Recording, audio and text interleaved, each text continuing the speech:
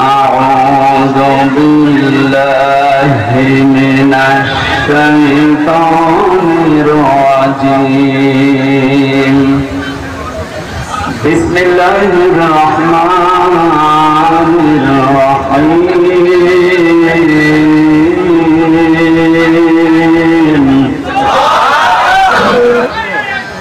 وعباد الرحمن الذين يمشون على الأرض هونا وإذا خاطبهم الجاهلون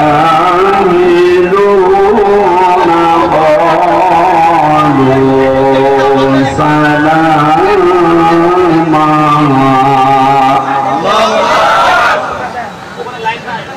وعباد الرحمن الذين يمشون على الأرض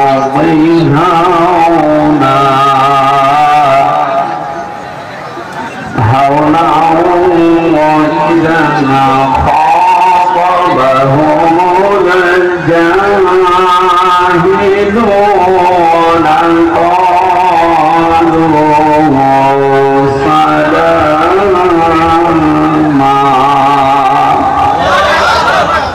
صدقت يا ربنا এদের অপরাধ করার পরে স্বীকৃতি দেওয়া আদম নবীর সন্তানের এক নাম্বার গুণ হবে রহমানের বান্দা যারা। দুই নম্বরে এরা অনুশোচনা করবে, অনুতপ্ত হবে মন থেকে। আমরা অনুশোচনা করি কিন্তু লোক দেখানোর জন্য না, মন থেকে করা লাগবে। এ মুরব্বির সাথে যদি কেউ বিয়াদবি করে, একটা ছেলে চেয়ারম্যান মেম্বার যারা আছে এলাকার গুরুত্বপূর্ণ লোক, সেদিকে ডাক দিয়ে বলছে, এই বেটা এ মুরব্বির সাথে বিয়াদবি করেছিস, মাপ চা। ছেলেটা যদি মুখ টান টান করে বলে, ওই মুরব্বি মাপ কর,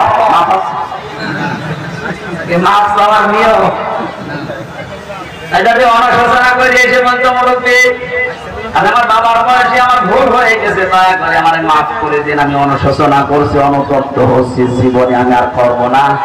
যদি মনুষ্যত্ব কিছু না কিছু থাকে এগুলি মাফ করে দেন। উনি যদি মানুষ হিসাবে এতটুকু দেখে মাফ করে দিতে পারে, আমরা যারা রহমানের বান্দা অপরাধ করার পরে আমি সত্যি যদি মন থেকে আমি অনুশোচনা করতে পারি, অনুতপ্ত হতে পারি আদম নবীর মতো। উনি তো 350 বছর কন্দন করে চোখের পানি ফেলতে ফেলতে শেষ পর্যন্ত মাপ পেয়েছে।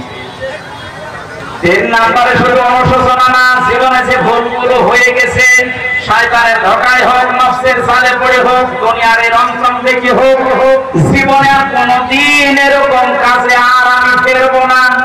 এই 3টা সিদ্ধান্ত নেওয়ার নাম রহমানের বান্দা। হযরত আদম আলাইহিস সালাম যে দোয়া করে নিজের গুনাহ মাফ করেছিলেন, অপরাধের স্বীকৃতি দিয়েছিলেন, কিয়ামত পর্যন্ত আদমের সন্তানরা যদি ওই দোয়া করে মন থেকে মাফ চায়, নবীজি বলেন আল্লাহ তাদেরকেও মাফ করে দেবেন। জবান শুনে আমাদের আদি পিতা হযরত আদম নবীর দোয়া পড়েন, রব্বানা যালামনা আনফুসানা ওয়া ইন লাম তাগফির লানা ওয়া তারহামনা লানাকুনান্না মিনাল খাসিরিন। আমি তাফসীর থেকে একটা নোট এনেছি, পৃথিবীতে রহমানের বান্দার 1 নম্বরে গুণ হবে তারা নম্রভাবে, বিনম্রভাবে জমিনে হাঁটবে, অহংকার করে পা ফেলবে না। 2 নম্বরে তারা মূর্খদের সাথে, অজ্ঞদের সাথে যখন কথাবার্তা বলবে তর্কে জড়াবে না। আল্লাহ আমাদেরকে এইটা মেনে নেওয়ার তৌফিক দান, আমিন। 3 নম্বরে তারা রবের জমিনের উপর সাজদা দেবে। এটা আমাদের দিন দিন অনেকের জীবন থেকে উঠে যাচ্ছে। এই যে রুকু আর সেজদা মানে শুধু মাথা নত করা না, কপাল জমিনে ঠেকাচ্ছে না, আর একটা অর্থ আছে।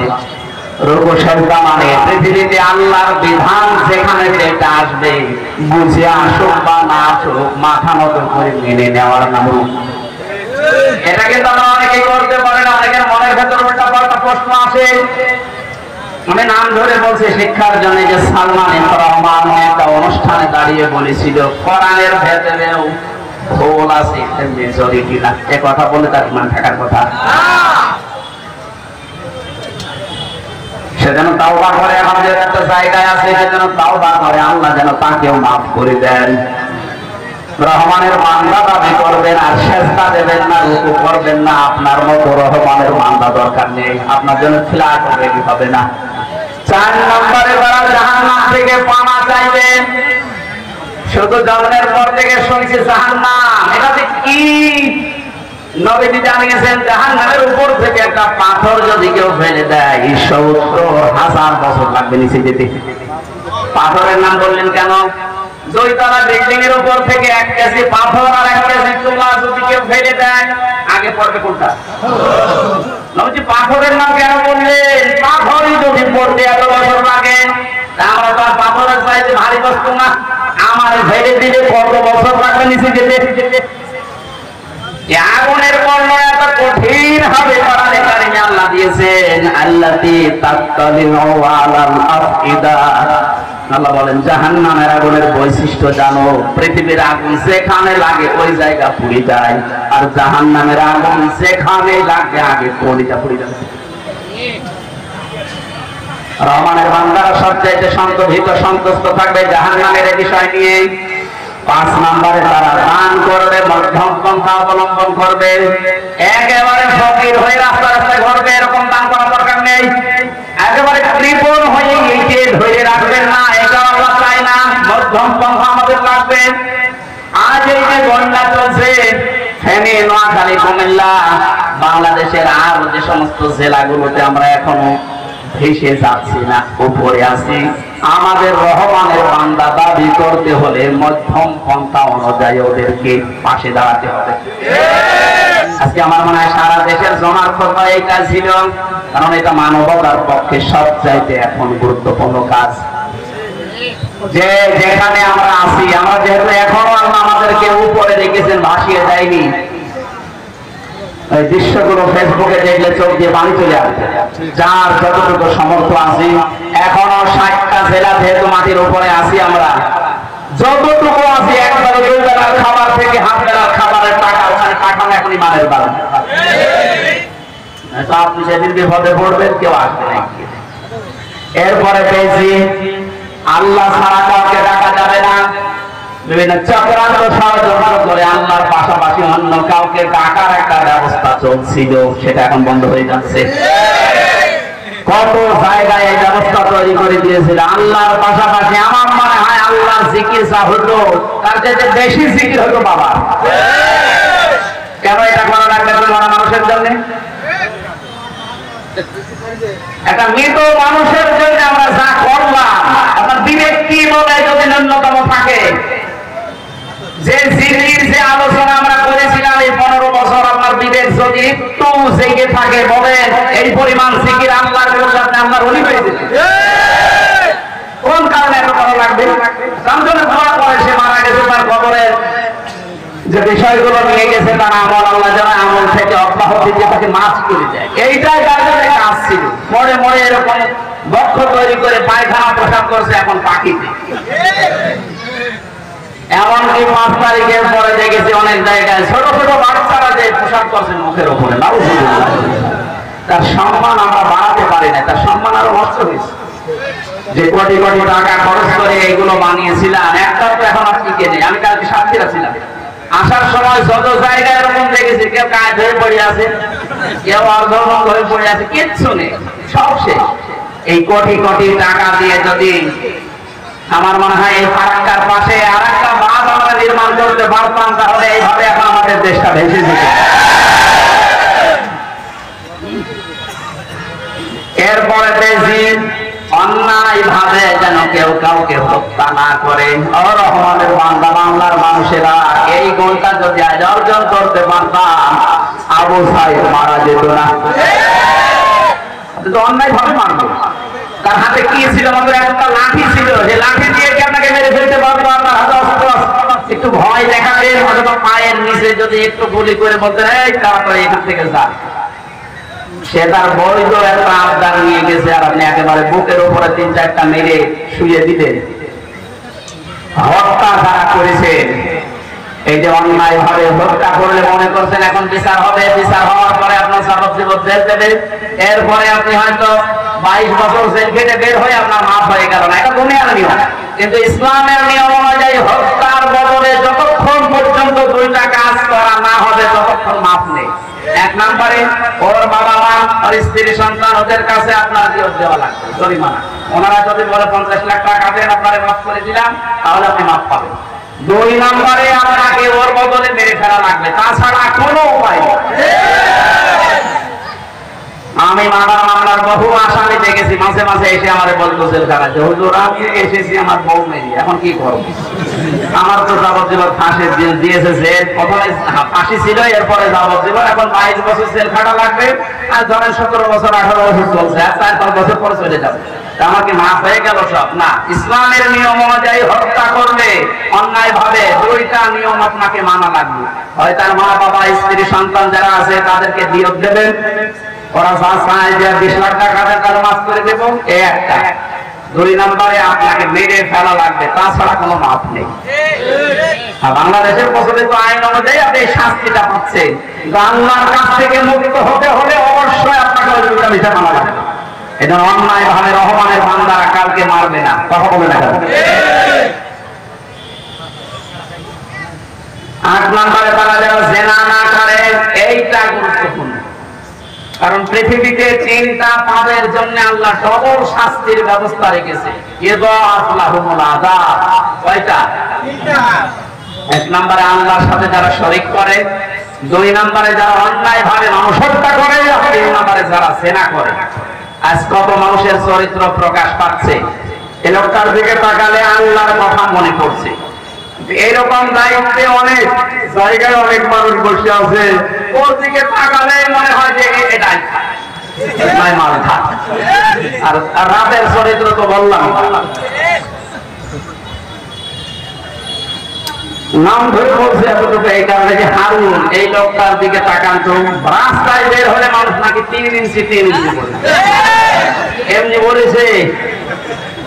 ওর সমস্ত কাজের ফেরেশতা, আমি জেলখানায় থাকাকালীন ওই ছোট হুজুর আমার সাথে ছিল, ওই যে মাদানি রফিকুল ইসলাম, এই ছেলেটা আমারে বলছিল তো ভাই আমারে এরা 12:30-1টার দিকে নিয়ে গেছে, হাতের ছিলে আমার পুরা উলঙ্গ করেছে। একদম সত্য কথা বলছে, আল্লাহর কসম, একটাও মিথ্যা কথা না। আমার পুরা উলঙ্গ করে আমার হাতে সিগারেট দিয়েছে, আর অর্ধ উলঙ্গ একটা মেয়ে লোক নিয়ে এসে আমার পাশে দাঁড়িয়ে ছবি তুলছে, বলছে এটা ছেড়ে দেবে। বলছে আমি এক এসআইকে বললাম, ভাই আপনি যা করছেন আমার সাথে এই রাত 12:30-1টায়, এটাকে ডিবির হারুন স্যার জানে? বলছে হারুন স্যার জানে মানে উনি তো করাচ্ছে। আমি তো মজলুম, অসহায় ছোট মানুষ, জীবনের মতো কান্নাকাটি করলাম। আর মনে মনে বললাম, আল্লাহ এটা যদি প্রকাশ হয়ে যায় মানুষ কি ভাববে? আমি যেহেতু এখন মজলুম, আর তোমার হাবিব জানিয়েছে তাই দাওয়াতাল মজলুম ফাইন্নাহা লাইসা বাইনাহু ওয়া বাইনাল্লাহি হিজাব, মজলুমের দুয়ার মাঝে আর আল্লাহর মাঝে কোনো পর্দা নেই। সুতরাং এই অবস্থায় দাঁড়িয়ে হাকিম ছিল, ওর জন্য বড় দোয়া দিলাম, ওরেও যেন এরকম কিছু তুমি দেখা জীবন দশায় আমরা দেখিয়ে দিই। এখানে জেনা ব্যভিচারের যেগুলো প্রকাশ পাচ্ছে, এইটুকু প্রকাশ পেয়ে যদি আপনার পথ চলে যায়, আপনার চেয়ার হারিয়ে যায়, আপনাকে মানুষ ঘৃণা করে, এই যে টাকলা মুরাদ নামে যে লোকটার মাত্র 6 মিনিট 8 সেকেন্ডের একটা অডিও কল রেকর্ড ফাঁস হয়েছে, এতটুকুর জন্য তার জীবন যৌবন সব শেষ, সব হারিয়ে, ওর বউ পর্যন্ত ছেড়ে চলে গিয়েছে। একটু হিসাব করেন না, আমি হামজা সহ যারা এখানে বসে আছে আমরা, ওর যদি 6 মিনিট 8 সেকেন্ড অডিও কল, তাও ভিডিও না, এইটা ফাঁস হয়ে ওর সব হারায়।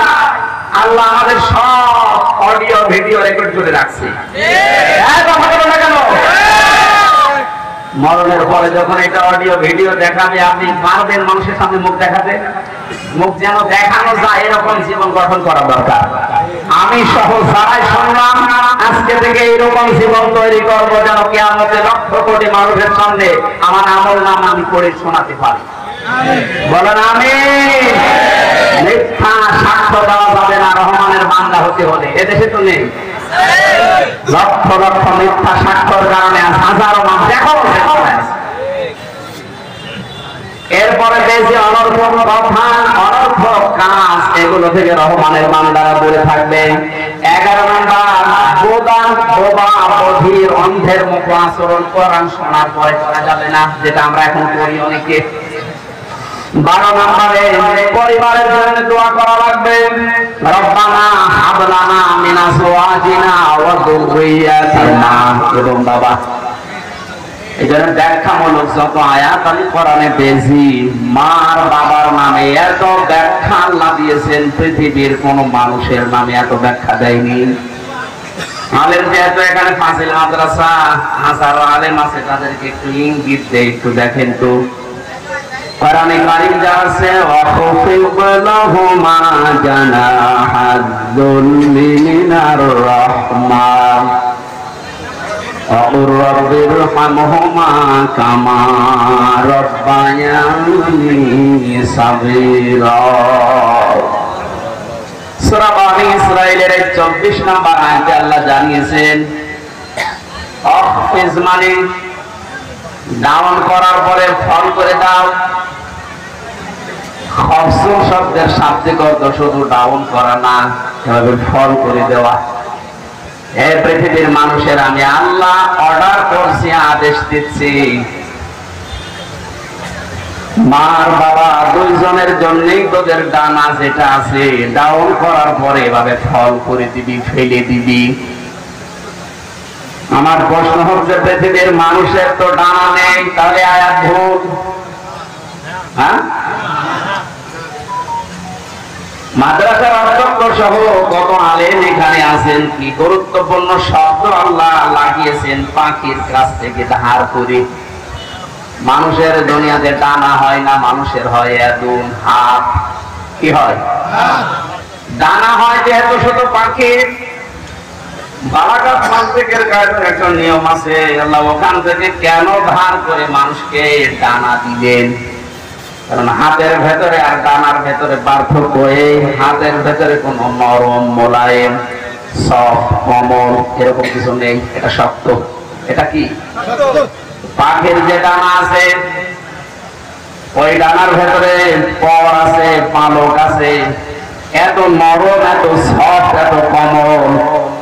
শুধুমাত্র ডানা থাকলেই হবে না, ডাউন করার পরে আবার ফল করার মতো যোগ্যতা থাকা লাগবে। পাখি পাখি পৃথিবীর যত আছে ডানা, আপনি প্লেনের দিকে তাকান, তার ডানা পাবেন। হেলিকপ্টারের দিকে তাকান, ডানা পাবেন। কিন্তু ডানা ডাউন হওয়ার পরে আর ফল হয় না, ফল হলে উড়বে না। পাখিকে আল্লাহ এমন ডানা দিয়েছে, এ ডানা ডাউন করার পরে ফল করে দিলেও পাখি উঠতে পারে।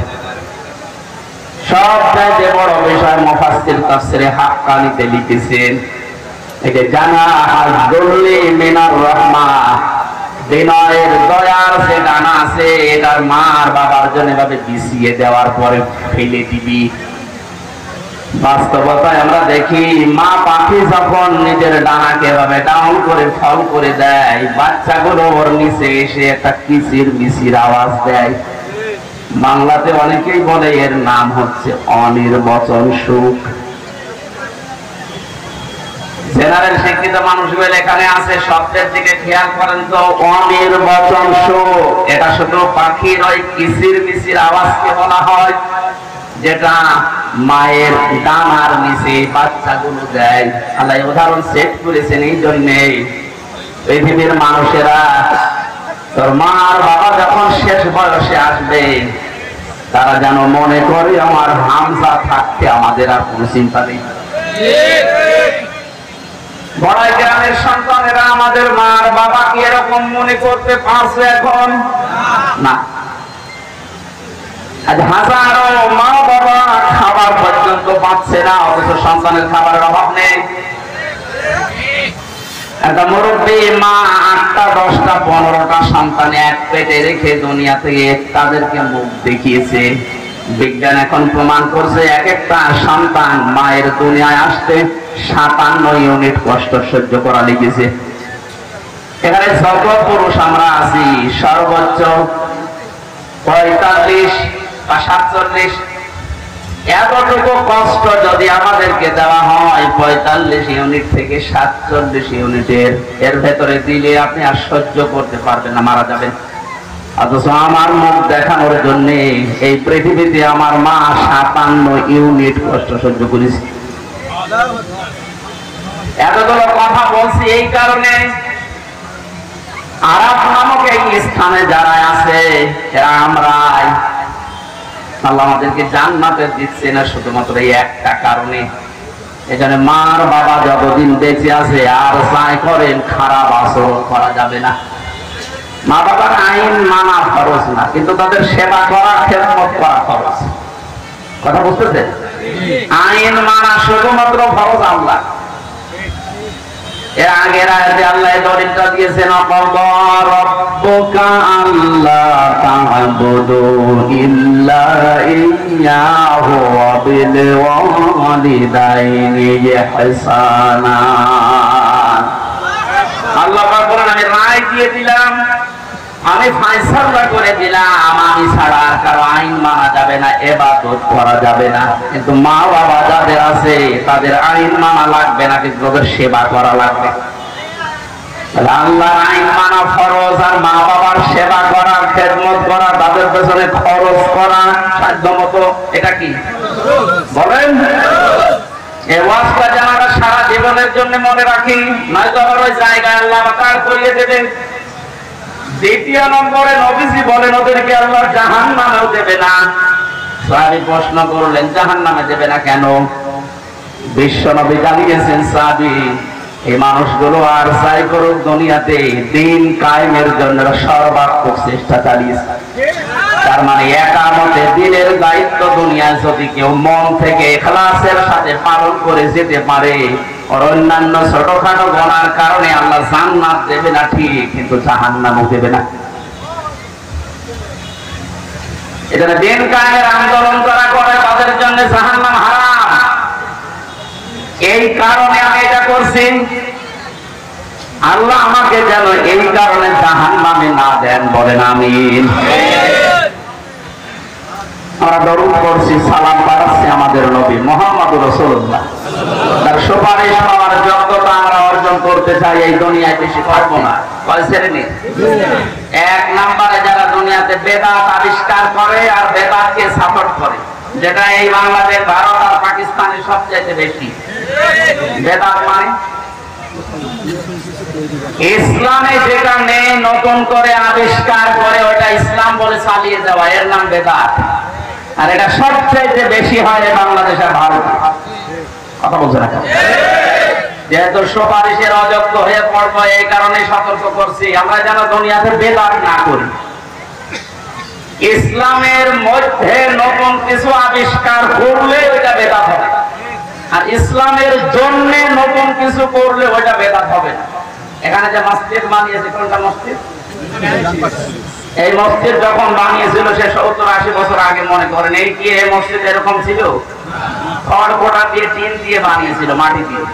দিন যত যাচ্ছে এখন বিউটিফাই হচ্ছে, এসি লাগিয়েছে, টাইলস লাগিয়েছে, ফ্যান লাগিয়েছে, আরো কত রং বেরং করছে, বিউটিফাই করছে। এটা ওই সময় ছিল না। দিন যত যাচ্ছে এটা ইসলামের মধ্যে না, ইসলামের জন্য, এটা ইবাদতের জন্য বিউটিফাই করছে, এইটা বেদাত।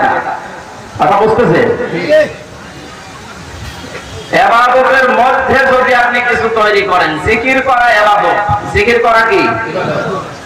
জিকির যদি ইবাদত হয়ে থাকে, এর আলাদা শব্দ আছে, আলাদা নিয়ম আছে, কিভাবে কখন করবেন সেইটাও বলা আছে কোরআন আর হাদিসে।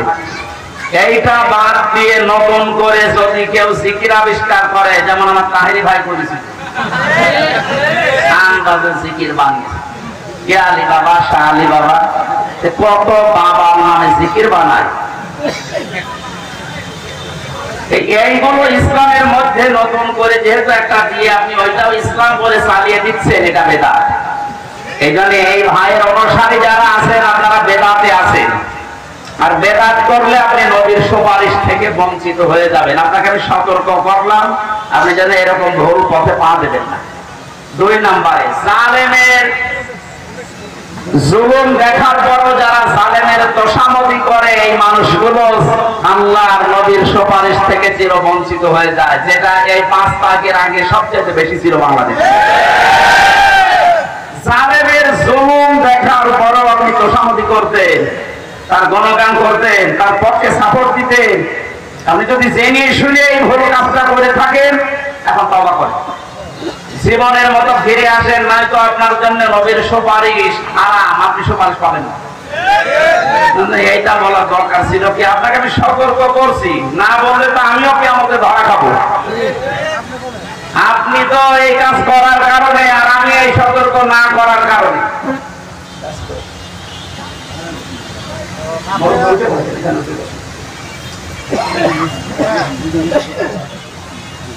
আল্লাহ আমাদেরকে বিশ্ব নবীর উম্মত হওয়ার জন্য যে যোগ্যতা দরকার, এগুলো যেন দয়া করে আমাদের দান করেন, বলেন আমিন।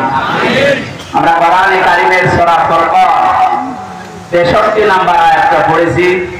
এখান থেকে শেষ পর্যন্ত আল্লাহ রাব্বুল আলামিন জানাতে চেয়েছেন, জান্নাতের ভেতরে আমি আল্লাহ রহমানের বান্দা হিসাবে যারা পরিগণিত হবে, তাদের জন্য বেহাল বিশাল জান্নাত আমি তৈরি করে রাখবো, এই দুনিয়ার 10 দুনিয়ার সমান।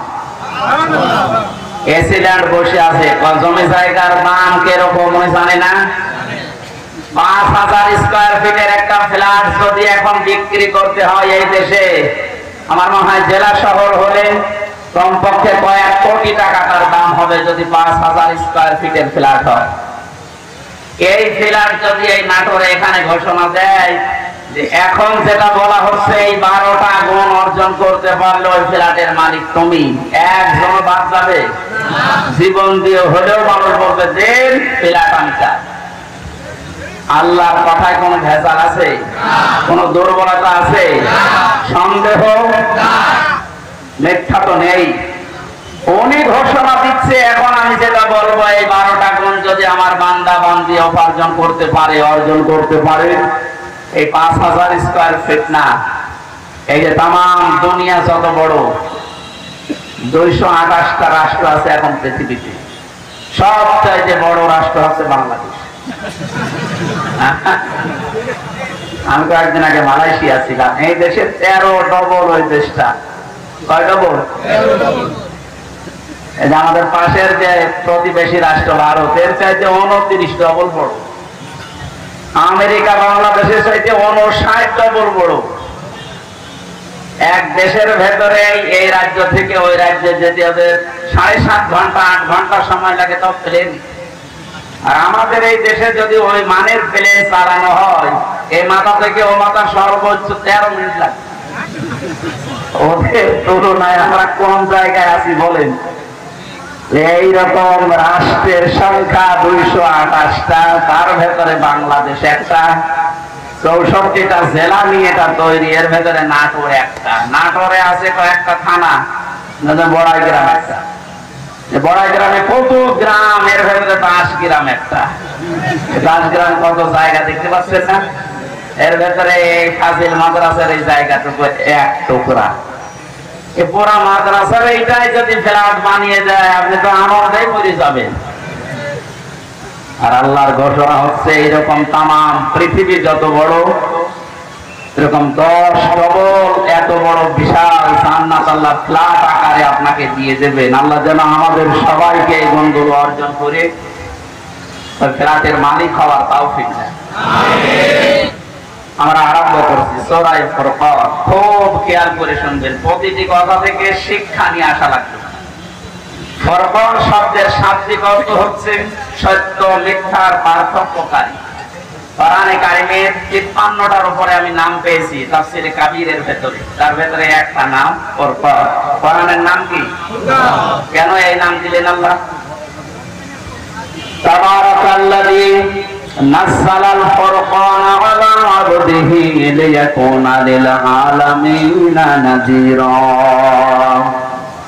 আল্লাহ পাক বলেন, বরকতময় আল্লাহ যিনি তার বান্দার উপরে ফুরকান দিয়েছেন, যেন তিনি বিশ্ব জগতের মানুষদের সতর্ক করতে পারেন। তাহলে ফুরকানের 1 নাম্বার কাজ হবে মানুষকে সতর্ক করা, কোনটা সত্য আর কোনটা মিথ্যা এটা আপনার চোখে আঙ্গুল দিয়ে ফুরকান দেখিয়ে দেবে। ১,৫০০ বছর হয়ে গেল এটা নাযিল হওয়া। দিনে দিনে বছরে বছরে যুগে যুগে এটা কিন্তু মানুষকে সতর্ক করছে না করে নাই? বলেন। আমি একটা হাদিস বলছি আয়াতের রিলেটেড, একটু ভালো করে মিলান। নিজের জীবনের সাথে যদি মিলে যায় এই মুহূর্তে আপনি থেমে যাবেন। বিশ্ব নবী জানিয়েছেন মান ইত্তাবাআল হুদা বিগাইরিল কুরআন আদাল্লাহুল্লাহ। তিরমিজির হাদিস। নবীজি বলেন কোরআন যেখানে নেই এরকম কোন জায়গায় যদি কেউ ভালো হওয়ার নিয়েতেও আপনি যান, আপনাকে আল্লাহ নিজে দায়িত্ব নিয়ে গোমরা বানিয়ে দেবে। শব্দটা আদাল্লাহ বাড়ি পাল, যদি দল্লা শব্দ আসতো দল্লা ইয়াবিল্লু বাড়ি সোলাসি মুজাররদ থেকে বাংলা অর্থ আসতো আপনি নিজেই নিজেকে খারাপ বানিয়ে ফেলেছেন। বাবে ইফাল থেকে আসার কারণে বাংলা অর্থ দাঁড়িয়েছে আপনার হয়তো নিয়ত ভালো ছিল, কিন্তু কোরআন ছিল না, কোরআনের কর্মসূচি ছিল না। ওই রকম জায়গায় জেনে বুঝে গিয়ে আপনাকে আল্লাহ নিজে গোমরা বানিয়ে দেবে। এজন্য যেখানে কোরআন নেই ওখানে ভালো হওয়ার নিয়তেও গেল আপনাকে খারাপ বানাবে কে? বলেন।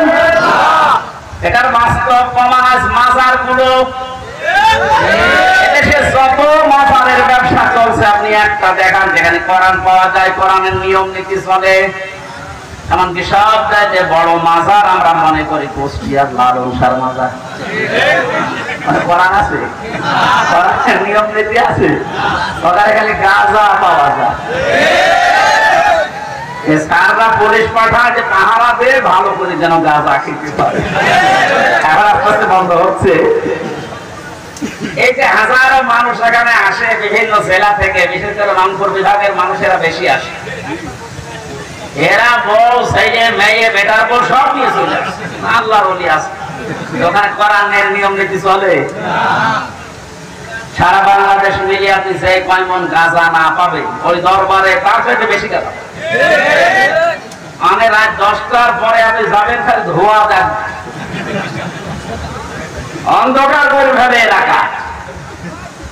ওখানকার সভাপতি ছিলেন ডিসি সাহেব।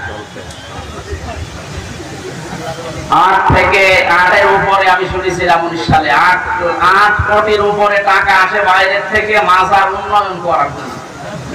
মসজিদের ছাদ হয় না, সেখানে 1-2 লাখ টাকা দেয় না। মাজার যেন উন্নয়ন হয়, মাজার নাকি খুব বড়,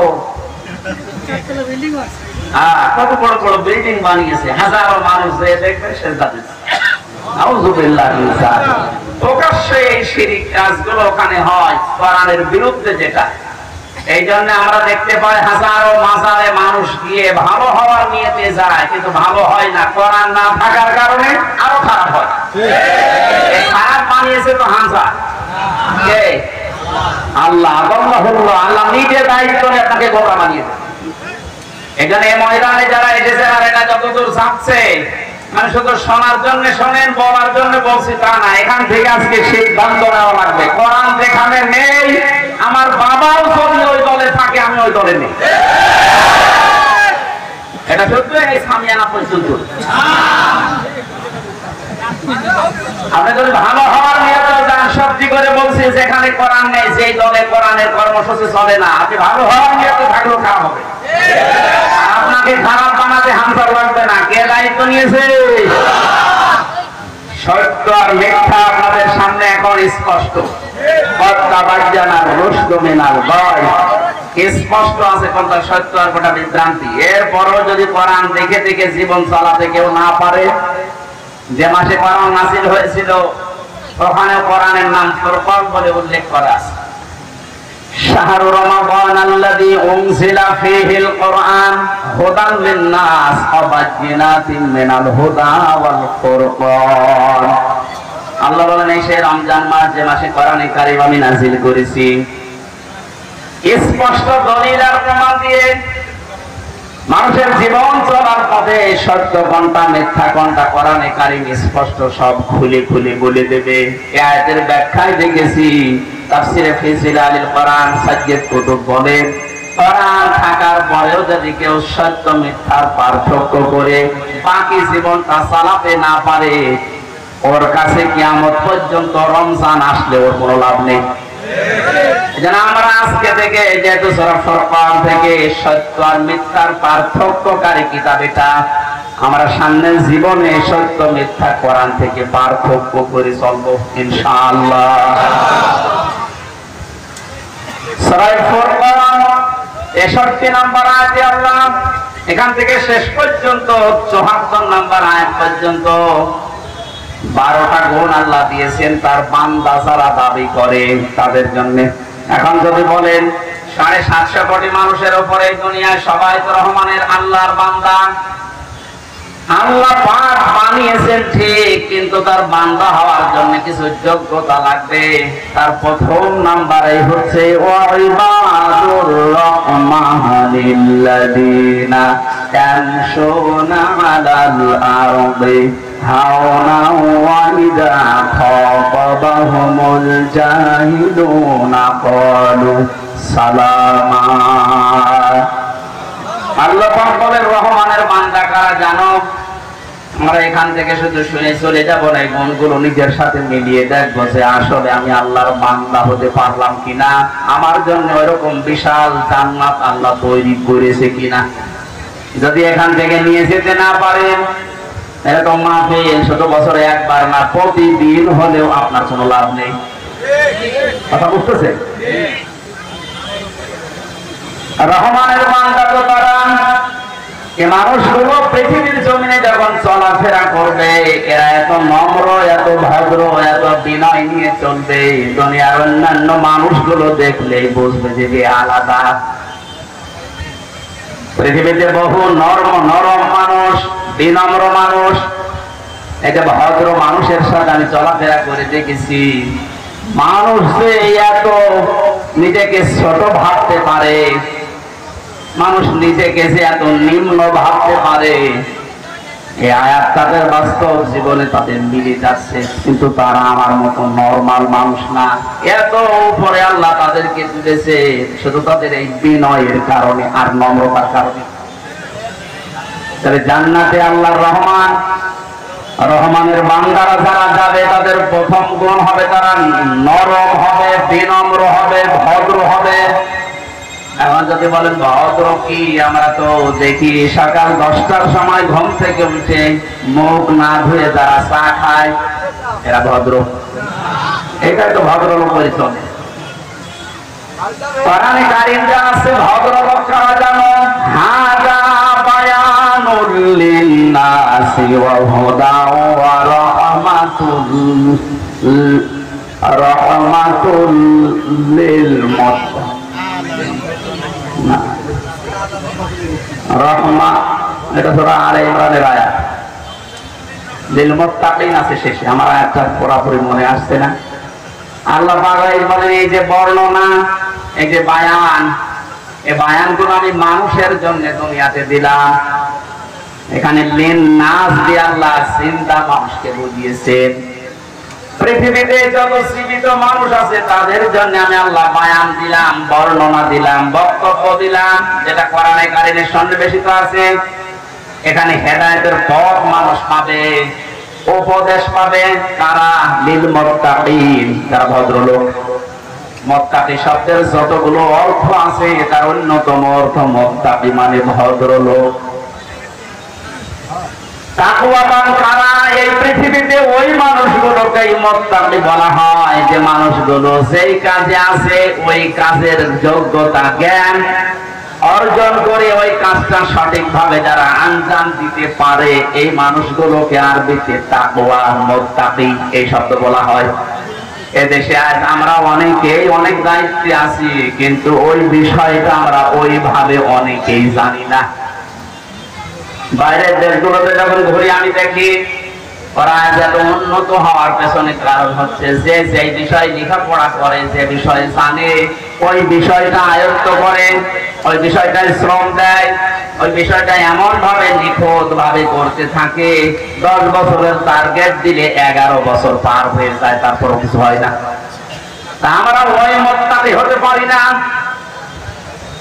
যে বিষয়ে আমার দায়িত্ব দিয়েছে লেখাপড়া ওই বিষয়ে আমি করি নাই, ওই বিষয়ে আমার কোনো যোগ্যতা নেই, এমনকি ওই বিষয়ে কোনো প্রশিক্ষণ আমার নেওয়া নেই।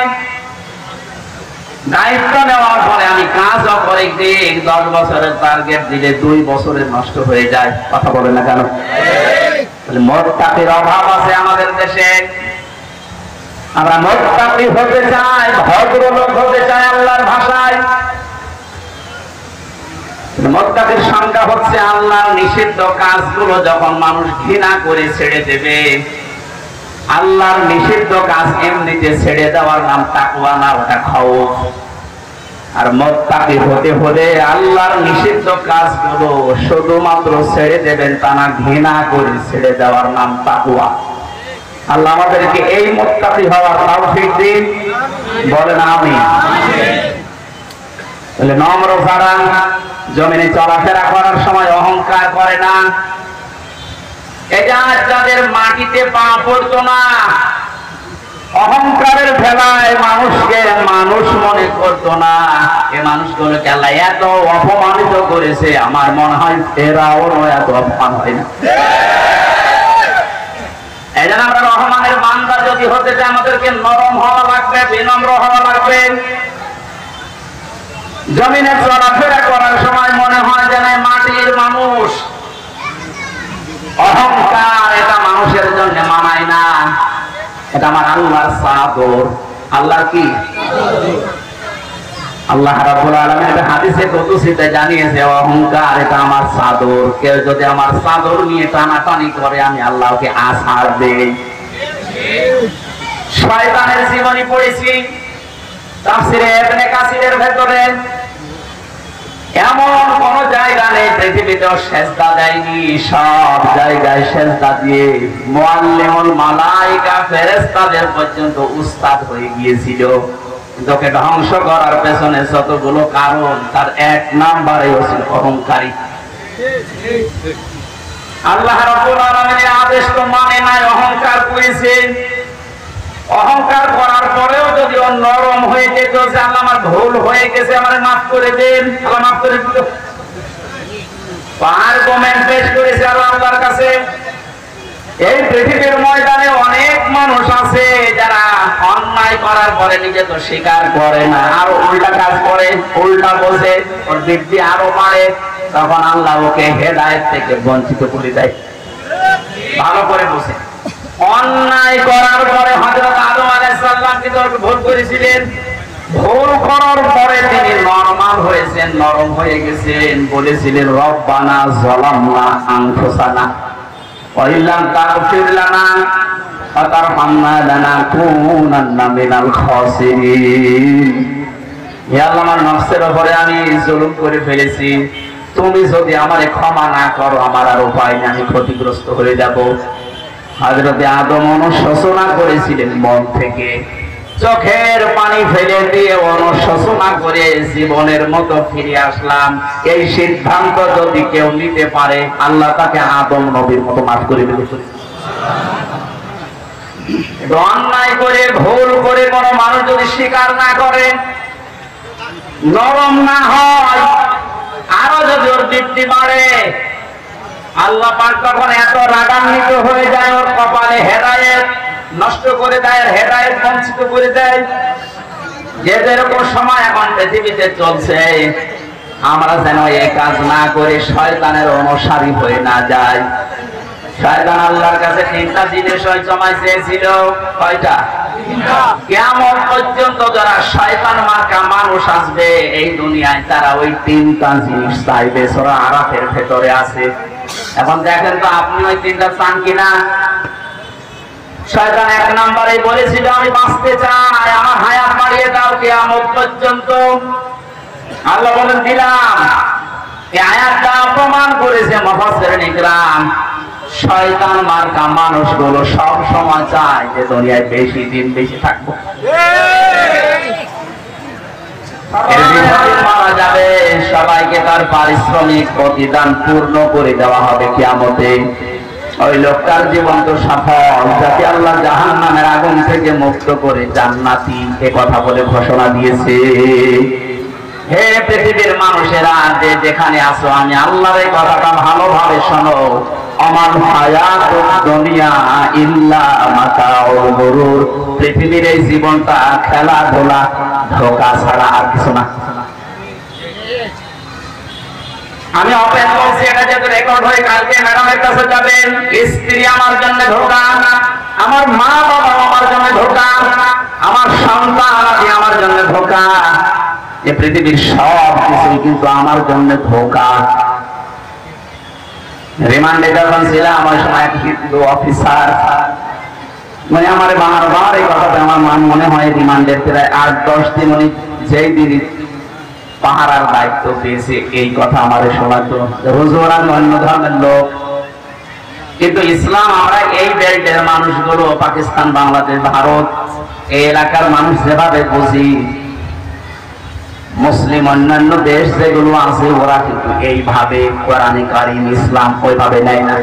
কি হয়েছে কিভাবে বলেন তো? আমি মিশনে ছিলাম, ওখানে এক হোটেলে খাবার খেতাম, প্রায় 2টা বছর আমি ওখানে ছিলাম। প্রতিদিন একটা জায়গা থেকে খাবার নিয়ে আসতাম, যে হোটেলে খাবার খান দেখি ওই হোটেলের মালিক যিনি, তার ছেলে এই বয়ের কাজ করছে। টেবিল মুছে দেওয়া, খাবার নিয়ে আসা, তরকারি দেওয়া, পানি দেওয়া, এই কাজগুলো গরিব মানুষের ছেলে করে না? কথা বলে দেখা। অথচ নিজে মালিক দোকানের ক্যাশ কাউন্টারে বসে আছে, আর ওর ছেলে এই কাজগুলো করছে। এতদিন জানতাম না, জানার পরে একদিন ওনারে বললাম যে আপনি কি করেন?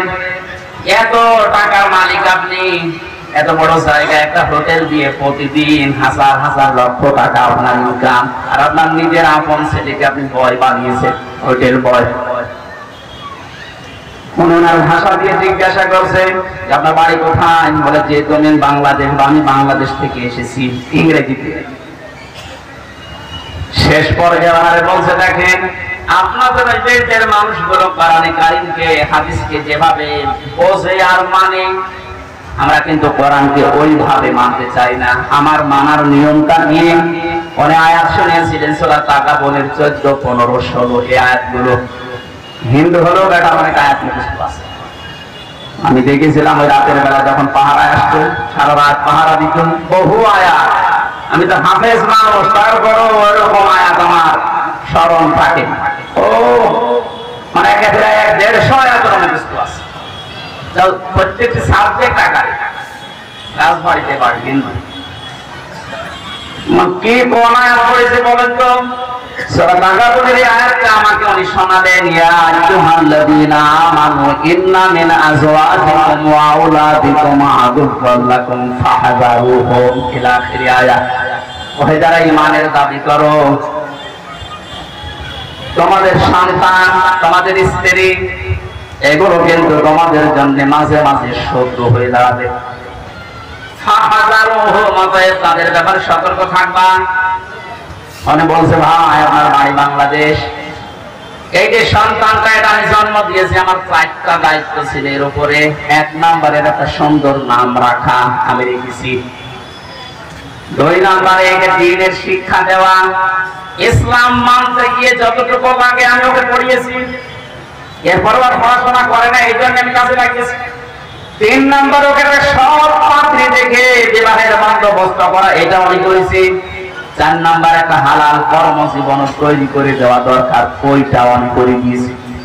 আমার যতটুকু আয়ত্ত ছিল তার ভেতরে ওকে আমি এই হালাল কর্মজীবনে লাগিয়েছি। এর চাইতে বাইরে যদি আমি কিছু করতে চাই, তখন আবার আমার বইটা পথে হারা লাগবে। ওর জন্য তো আমি আমার আখেরাত নষ্ট করতে পারি না। ওর সাথে সম্পর্ক আমার সঙ্গে এতটুকুই। এই যে 4টা কথা আমি হাদিস থেকে, রাসূলের কাছ থেকে পেয়েছি, 4টায় আমি আঞ্জাম দিয়েছি। এখন যা করবে ওর হিসাব। আমরা ওইভাবে আয়াতগুলো নিতে পারি নাই। আমরা মনে করি ছেলেকে মেয়েকে ওকে আরামে থাকার জন্য, সুখে শান্তিতে দেওয়ার জন্য সিয়ার বৈধ হোক আর অবৈধ হোক, ওখানে ওদের দেওয়াই লাগবে।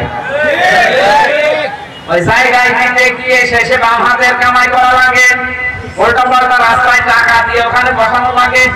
যে তোর যোগ্যতা ছিল না ওই জায়গায় বসে তখন এটার অপব্যবহার করে। তারা কিভাবে বুঝেছিল স্ত্রীকে সন্তানকে আল্লাহ যে মাতাউল গুরুর দিয়েছেন এটা কারা করার জন্য না? আমি সহ এখানে আমরা যারা আছি এগুলো যেহেতু ধোঁকা আল্লাহ জানালেন, আমরা যেন ধোঁকা হিসাবে এদেরকে নিতে পারি, আমার আখিরাত যেন আল্লাহ নষ্ট করে না দেন, বলেন আমিন। শয়তান 1 নম্বরে বেশি দিন বেঁচে থাকার আকাঙ্ক্ষা পেশ করেছে। 2 নম্বরে শয়তান বলেছে আল্লাহ আমি টাকা পয়সা চাই, ক্ষমতা চাই। এই জন্য টাকা পয়সা ক্ষমতার মালিক সারা দুনিয়ায় দেখবেন বেশি এরাই ইসলামের বিরুদ্ধে বেশি। হয়তো ডাইরেক্ট অথবা ইনডাইরেক্ট যতগুলো মানুষের ধরা পড়ছে একটা একটা করে আপনি তাকান তাদের দিকে। একটা ভালো মানুষ মনে করেন দরবেশ, এই লোকটা যে কি করেছে আমার মায়ের ফেরেশতারা বিশ্বাস করছে না যে না কত যে দাড়ি না কাটতো ফেরেশতারা বিশ্বাস করতো না। দাড়ি কেটে এখন নম হয়ে গেছে, ফেরেশতারা বলছে না নকল।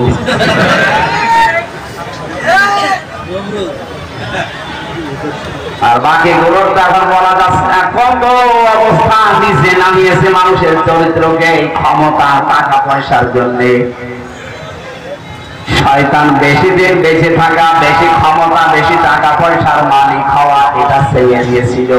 এই জন্য বেশি দিন ক্ষমতায় টিকে থাকার জন্য যারা চেষ্টা চালায় বৈধ অবৈধ সব বাদ দিয়ে এরাও এক প্রকার শয়তান। 3 নম্বরে শয়তান চেয়েছিল আল্লাহ তোমার এই বান্দা বান্দির কারণে আমি যেহেতু 3টা কাজও চালিয়ে যাচ্ছে, শয়তান মার্কা মানুষ দুনিয়ায় কিয়ামত পর্যন্ত যারা আসবে এগুলো তারা চাইবে। সিস্টেম অপর পৃষ্ঠায় দেখুন আল্লাহ পাক বলেন আমার আদম ভুল করার পরে 3টা বিষয় আমি আল্লাহর কাছে বলেছিল। 1 নম্বরে অপরাধ করার পরে স্বীকৃতি দিয়েছে যে আমি অপরাধী, রব্বানা যালামনা আনফুসানা। আদমের সন্তান আমরা যারা রহমানের বান্দা হিসাবে নিজেকে পরিগণিত করছি, আল্লাহুম্মা আমিন। রব্বুল আলামিন রহমানের বান্দা হওয়ার জন্য যে গুণগুলো তুমি কোরআনে দিলে আমরা কিছুটা হলেও শুনেছি। আমি সহ যারা আসলাম আমাদেরকে তুমি এই গুণগুলোর উপরে তুলে দাও।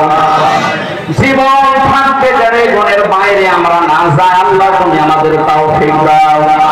তোমার নবীর ঘর এই মাদ্রাসা, তোমার ঘর এই মসজিদ কিয়ামত পর্যন্ত দিনের মার্কাজ হিসাবে কবুল করে নাও।